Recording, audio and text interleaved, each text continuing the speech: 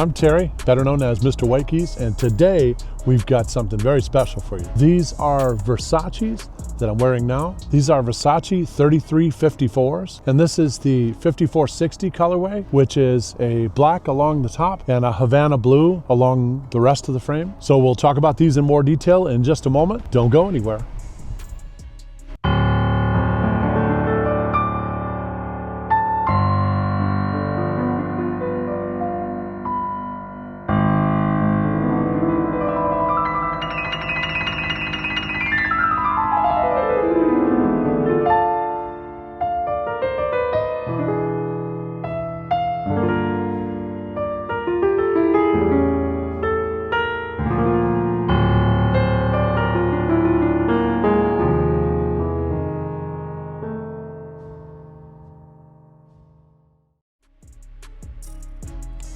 So these are Versace 3354s. These are in colorway 5460, which is black along the top brow and then blue along the rest. They call it Havana blue. This is a 55 eye size, 18 nose bridge, and 145 temples.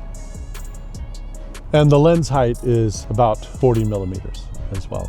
Now these come in a smaller size, but I picked the 55 eye size because that fits me a little bit better. This is an acetate full rim frame. So the blue Havana has like blue and black highlights and lowlights within the bottom. So it's a very interesting colorway. It's one of the things that attracted me to this particular pair of glasses. Now, how I came upon these glasses is an interesting story. So some time ago, I made a video about the Stark Biotech Paris glasses, and they were black along the top and again with a blue, and it was a rimless, sort of a floating rim design. Very interesting set of glasses. So I had bought those from Lenscrafters, and I received an email from Lenscrafters telling me that I had purchased the premium AR, but it looks like they didn't actually give me the premium AR. So they told me if you just pick another pair of glasses of comparable value, and of course the Stark Biotech Paris were pretty expensive, they gave me a coupon code where I can basically pick another pair of glasses for free at no cost. And so these are the ones that I picked. These are the ones that they sent me, and I did everything the same with these. So this has a sapphire transition. You should be able to see the sapphire Gen S transitions now. I did not put a tint in the lens. These are polycarbonate lenses, and I'll talk about that in just a minute. They're polycarbonate lenses that are clear with a Gen S sapphire transition. Another thing that's interesting about this particular model is that the Versaces apparently are sold out on most websites. So I guess I was very lucky to be able to get this particular pair from Lenscrafters. So kudos to Lenscrafters for the way that they addressed the problem with the premium AR not being applied. I probably would have never known that the premium AR was not applied, but it was very nice of them to just reach out to me and say, hey, we want to offer you a replacement pair of glasses. And the way they handled it was very good. It was a very easy process in terms of ordering the glasses, and also I received the glasses very quickly. Other impressions that I have. This is the first set of lenses that I've ever gotten in polycarbonate. I usually choose Trivex for a number of reasons. Polycarbonate is like the next step down. They're reasonably thin, so that's not the issue, but they do have a very low ABI value. And I was convinced that that was probably not going to bother me, except that now that I'm wearing the glasses, it is such a difference wearing polycarbonate glasses versus wearing lenses that are Trivex. It's just a world of difference. I feel like I can't see very clearly with these glasses. The vision just absolutely is not as clear as what I'm used to with the Trivex lenses. Also, the progressive lenses that Lenscrafters make, in my opinion, it doesn't really compare to the IoT endless progressive lenses that I'm used to having on a Trivex lens. So is it actually the trifocals that are so much better with IoT, or is it the fact that they're in Trivex lenses? I'm not sure. I think it's a combination of both, but I definitely like the Trivex IoT endless progressives a lot better than these. The vision and the seeing is just so much more clear with Trivex. So the Versace 3354s are actually part of a collaboration between Versace and Dwayne Wade, who is an NBA Hall of Fame basketball player. So this colorway in the 3354s, which is colorway 3460, is only available through Lenscrafters, and that again is part of that collaboration between Versace and Dwayne Wade. So they tend to be very hard to get. I was very lucky to get this one. They come in two sizes, a 51 eye size and also a 55 eye size. This is the 55 eye size. So those of you who have watched some of my other videos will know that Versace is actually made by Luxottica. Luxottica is a multi-billion-dollar Italian company company that has bought up a number of brand names and a number of other outlets. As an example, they own Pearl Vision, they own Sunglass Hut, they own Lenscrafters, they own a number of other things. They also own Versace, Dolce & Gabbana, Tom Ford, and quite a number of other brands. I will put a list of the brands that they license up here. In any case, so these are all of the brands that they license. They license brands like Versace, and then when they design them, they design the glasses themselves, but occasionally they'll go to the designer for approval to make sure that the design that they've created is on brand, as an example with Versace. But that's a little bit different than most people would think, that Versace actually designs the glasses, and they don't. The glasses are actually designed by Luxottica. The same is true with Dolce & Gabbana, and they're made by Luxottica. Now, another thing, it says made in Italy on the arm. Now, here is a bit of a story. So I mentioned that Luxottica is a multi-billion-dollar conglomerate. So one of the things that Luxottica did is they made a deal with the Italian government that modified the rules for what is necessary in order for them to be able to claim made in Italy, so that they can print made in Italy on the temple arm. As you can see, it says made in Italy here, okay? So that could mean that the glasses are made somewhere else, such as Thailand, Brazil, China, or there are some Italian factories that make Luxottica product, but they're not at the same level of hand craftsmanship as traditional Italian eyewear manufacturers that date back even farther. So even though you might have glasses that would be made in Italy by Luxottica, it's again not the same level of hand craftsmanship that Italian eyewear manufacturers have become famous for. So a possibility is that these glasses are made somewhere else and then sent to Italy, and then in Italy they take the parts, they put them together, and maybe they screw the hinge on it. So they're actually hand making something, and it is happening in Italy, therefore made in Italy. I believe that the acetate is still made by Mazzucchelli, which is famous in Italy for their manufacturing of acetate. I believe this is a custom color that they had made specifically for Versace. So that's something. The other thing is there are a lot of things that I like about the glasses. So the hinges, I'm used to seeing 5-barrel hinges on Japanese artisan eyewear. This appears to be a 5-barrel hinge, and it's a very interesting design. I can see that it's attached by a screw, so it looks like the hinge itself is replaceable. So I'll show you the hinge there. And on the inside of the hinge, it's very interesting as well. So it's a very interesting hinge design. I really like that a lot.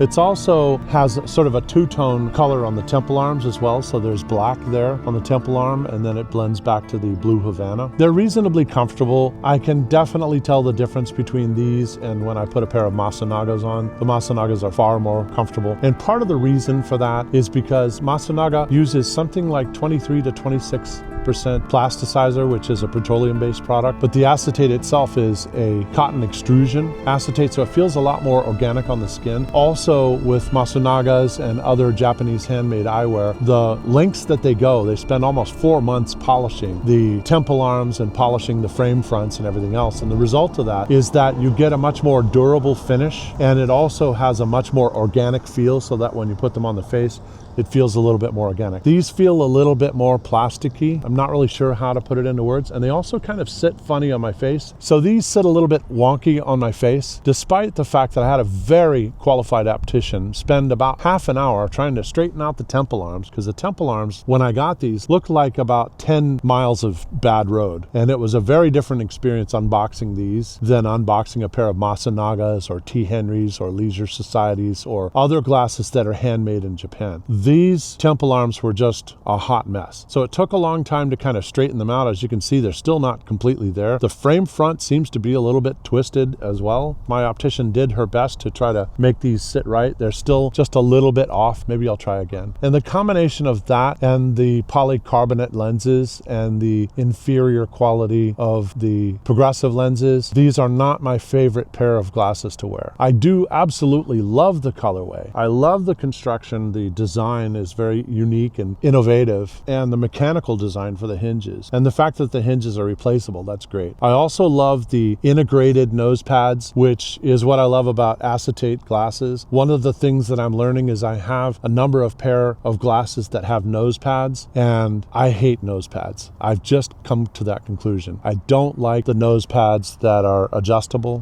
They just kind of pinch my nose and make my nose sweat. It makes it uncomfortable. Whereas with acetate glasses, and the best example being the Masunaga 100s, the way they sit on my face, the way they fit the nose, it literally just makes the glasses feel like they disappear. That's not the case with these. These are more comfortable than something with nose pads, but again, the shape of this just isn't quite right, doesn't sit quite right on my face. So it's a lot more uncomfortable to wear than what I'm used to with the Masunagas. So at the end of the day, Lenscrafters has fantastic customer service. When I called them, they were willing to work with me to make sure that I get the order correct. They were willing to replace the order and apply the coupon code and help me out in a number of other ways. So it made it very easy to order the replacement glasses.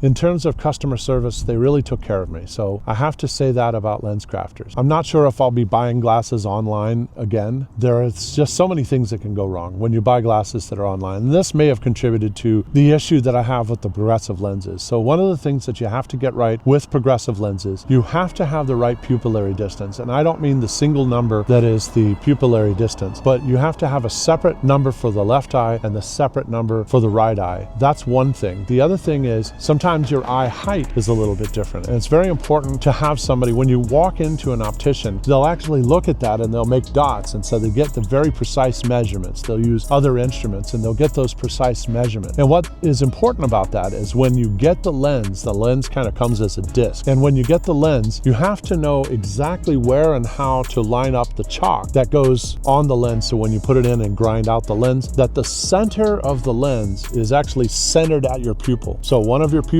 is closer to your nose than the other one. One of your pupils is slightly higher than the other one. So it's very important to be able to know exactly where to put that chalk so that the center of the lens is perfectly aligned with the center of your pupil. Also, when you're getting a progressive lens, you want to have at least 18 millimeters from the midline of the lens to the bottom of the lens. I think that's the case with these, but I think the pupils might be slightly off just because, again, I didn't get these measured by an optician. That whole experience that you get when you walk into an optician and order a pair of glasses, in particular progressive glasses. So I had a very different experience with Hicks Brunson Eyewear. Hicks Brunson Eyewear is not one of those online discount stores. Hicks Brunson Eyewear is actually an on-site brick and mortar optometrist, but they also have a website. And they cater to a number of customers, not only around the country, but also internationally. And one of the reasons they're able to do that so well is they have a very sophisticated process that they've kind of honed that allows you to have glasses made correctly and accurately, even if you don't live in Tulsa, Oklahoma. So one of the things they do is they have you put a driver's license on your forehead, and the driver's license has a known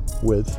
The other thing is they want you to wear your current pair of glasses and also to share the sizing information regarding your current pair of glasses. Then you have to take a photo, and it has to be taken by someone else. It has to be taken exactly at eye level at a 0-degree angle. And once you take that photo, they have software, special software that takes that photo and actually calculates all of the dimensions and things like that. And it allows them to take a pair of glasses that you're purchasing and superimpose them onto that picture and get the pupil measurements and everything else that they need, so they can actually accurately measure that and mark the glasses correctly so that the center of the lens really is at the center of the pupil. Another thing that they do differently is they actually do their own glazing. So glazing is a process by which they take the lens that comes from the lab and they actually cut the lens out to match the pair of glasses that you have. And one of the parts of that that's very important, especially if you have progressive lenses, is being able to properly center the center of that lens exactly at the center of your pupil for each eye.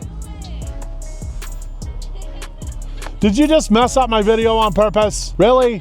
I know, I felt bad. Okay, these are my daughters and they are messing up my video right now.